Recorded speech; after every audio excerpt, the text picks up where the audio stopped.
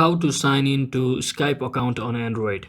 So hello guys, welcome back to my YouTube channel. In this video I'll be showing you how you can easily sign into your Skype account on your Android.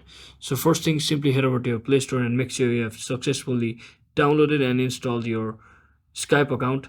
And from over here, what you need to do is simply you can just enter your Gmail account, or you can just click on add another account and enter your name or registered name or email or phone number. So if you don't have existing account, what you can do is simply click on this create one option, as you can see at the below. So from here, what you can do is simply wait for some time, and you can either use your phone number or email. So let me just email.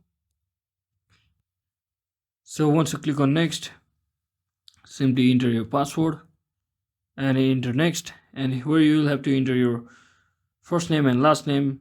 So simply enter it and click on next once again, and it will send you a verification code to your provided Gmail.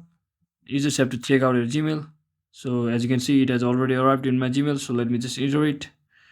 So once you enter your code, simply click on next. So once you enter your verification code, it might ask you to solve this puzzle like a captcha. So let me just do this.